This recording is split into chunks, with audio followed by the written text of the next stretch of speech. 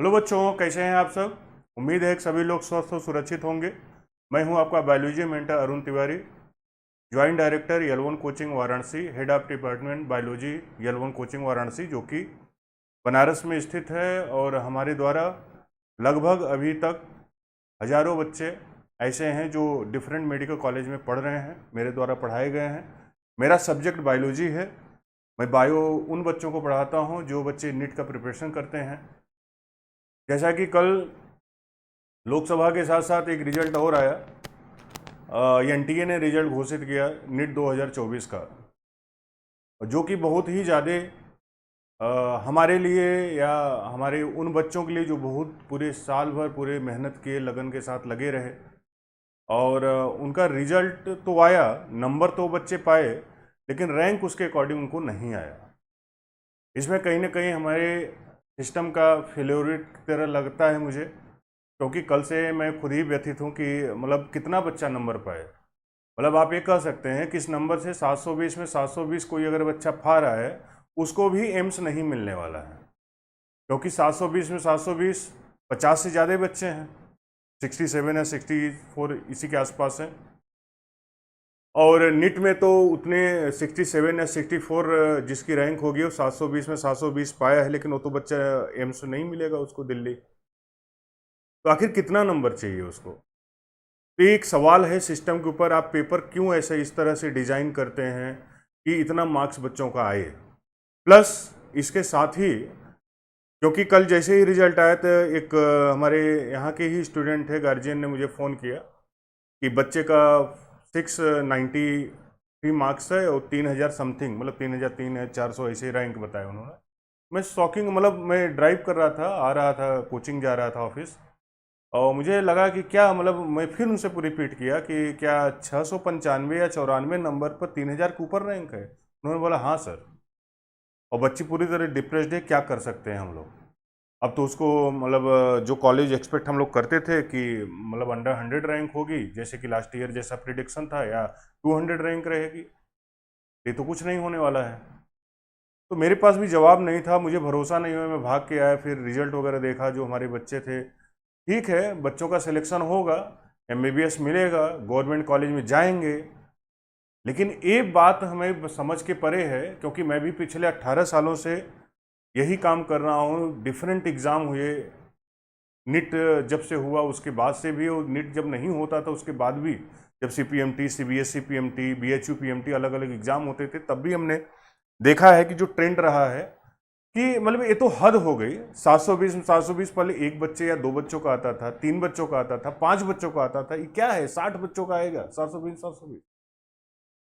ठीक है, आया होगा, मैं मान लेता हूं कुछ देर के लिए कि हो सकता है बच्चे बहुत अच्छे हों, लेकिन कुछ चीज़ें हैं जो एनटीए पर सवाल उठाती हैं। ये मेरा अपना परसेप्शन है, जो बच्चों से इनपुट मिल रहा है, ऐसा करना नहीं चाहिए। कुछ चीज़ें पच नहीं रही है, डाइजेस्ट नहीं हो रही है, उसके लिए हम आप लोगों को कुछ चीज़ें दिखाना चाहते हैं, और मैं आपसे खुद ही समझना चाहूँगा कि ऐसा कैसे हो सकता है। ये पीछे हमारे आप देख रहे होंगे, इसमें आप देख रहे होंगे कुछ सीरियल नंबर लिखा होगा, इस साइड में आप देखेंगे सीरियल नंबर लिख रहा होगा, ये रिजल्ट है। आप देखेंगे आप कि इस सीरियल नंबर में, इसमें आप नाम है, ये जो जिन बच्चों का रिजल्ट आया हुआ है, ये रैंक है। आप देख रहेंगे 1 2 3 4 5 6 6 रैंक तक ये बच्चे कहाँ के हैं। मतलब इन 6 बच्चों में से आप देखेंगे हरियाणा हरियाणा हरियाणा हरियाणा हरियाणा, ये भी हरियाणा का ही होगा, और राजस्थान, दिल्ली। और आप यहाँ पर देखेंगे इनका जो डिजिट है, रोल नंबर भी देखिएगा, 23070101168, 230701033, 23070104003, 23070104660, 23070101178, 23070। आप अब देख रहे हैं ना, ये सारे बच्चों का सीरियल नंबर एक दिख रहा होगा, लास्ट के केवल 2 या 3 डिजिट आपको अलग दिखेंगे। इसका मतलब सीधा सीधा ये दिख रहा है कि सारे बच्चे, जितने बच्चे हैं, ये सभी बच्चे किसी एक सेंटर पर थे, शायद एक रूम में ही रहे होंगे, क्योंकि यह डिजिट आप खुद ही आप देखेंगे, एक डिजिट जो दिखा रहा है यहाँ तक आप देखेंगे मतलब सीरियल नंबर 62 से लेकर 69 तक आप देखेंगे इन सभी लोगों का जो रोल नंबर है या एक ही ट्रेंड को बताता है कि ये सारे बच्चे शायद एक ही सेंटर पर थे, उससे एक ही सेंटर नहीं, एक ही शहर में एक ही सेंटर में शायद एक ही रूम में थे। मुझे समझ में नहीं आ रहा क्या इतने मतलब सारे बच्चे जितने जितने 720 में 720 पाने वाले बच्चे थे केवल एक सेंटर पर थे। मतलब ये संयोग था या इस तरीके से प्लान किया गया, क्या है नहीं पता। बस सवाल है जो हम आपसे डिस्कस कर रहे हैं। आप यूट्यूब पर बहुत हजारों वीडियो आप इसके बने हुए हैं, आप देख रहे होंगे। मेरे भी दिमाग में आया, सुबह से कौतूहल मचा हुआ था कि इसको हमें अपने बच्चों के बीच में लेकर जाना चाहिए और मुझे लगता है कि इस पर एनटीओ को कुछ न कुछ कार्रवाई करनी चाहिए। और एक चीज़ मैं बताऊं कि ये सारे बच्चे सबका 720 में 720 नंबर है और सभी बच्चे हरियाणा के हैं या हरियाणा के आसपास जगह, जैसे दिल्ली पास में है, राजस्थान उसके बॉर्डर से लगा हुआ है।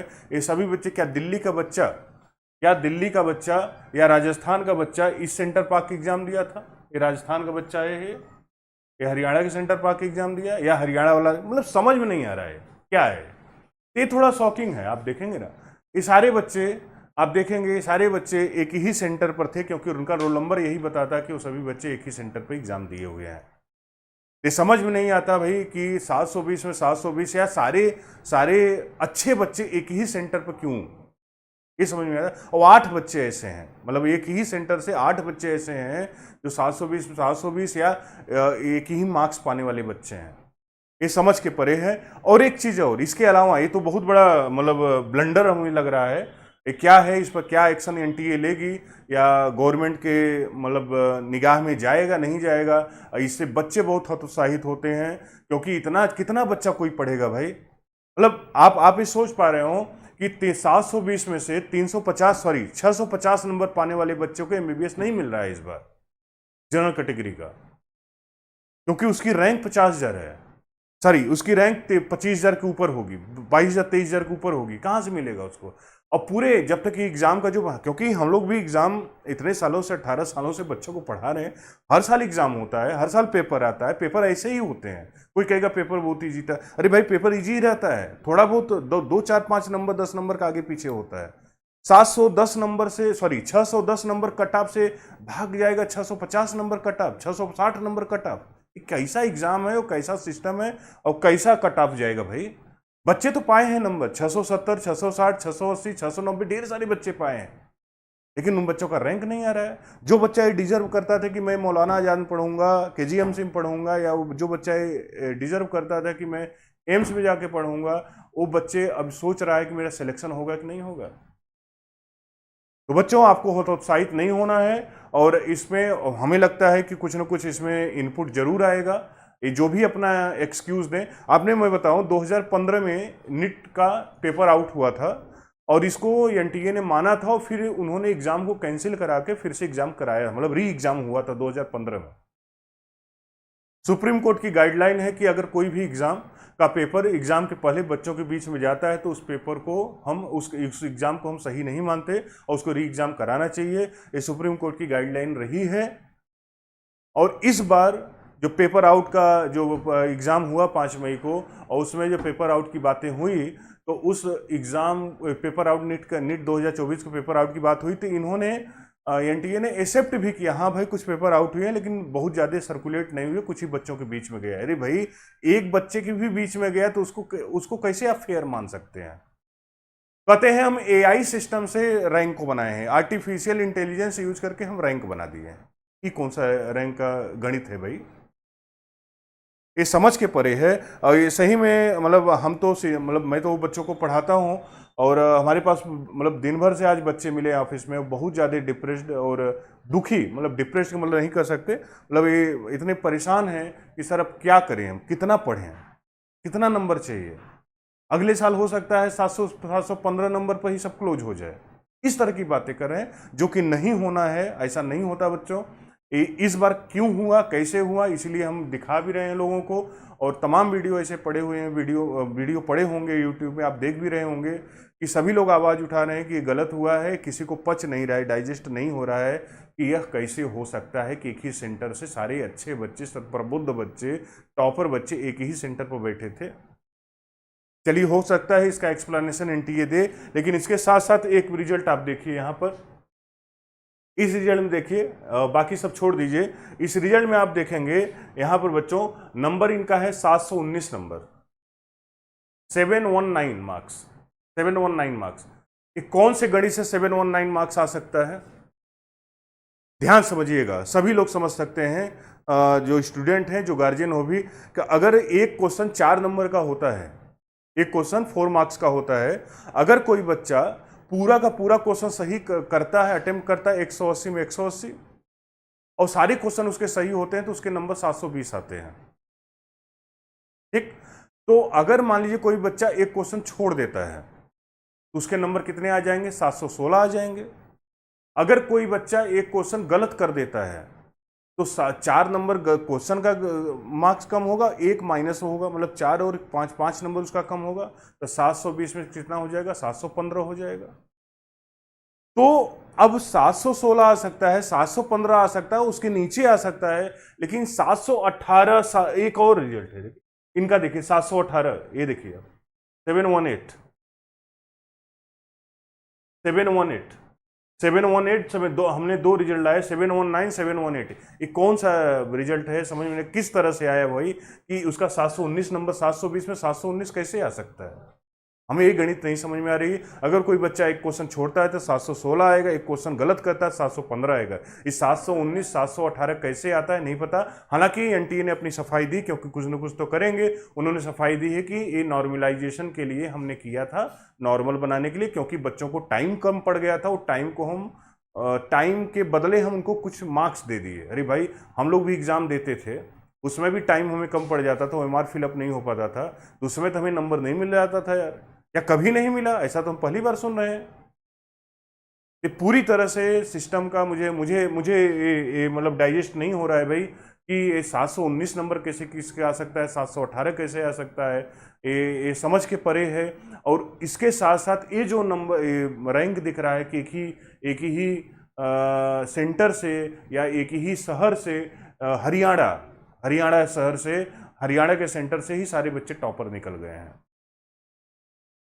ये मुझे रॉकेट साइंस ही समझ में आ रहा है, ये रैंक कैसे बना रहे हैं मुझे नहीं समझ में आ रहा है। एनटीए वाले आए, अपना प्रेस कॉन्फ्रेंस किए, बोले कि एआई सिस्टम हम यूज करके रैंक बना दिए, पता नहीं क्या क्या, समझ में नहीं आ रहा है कुछ, और किसी के समझ में नहीं आ रहा है। ये पूरी तरह से हतोत्साहित बच्चे हो रहे हैं, और ये सही नहीं है।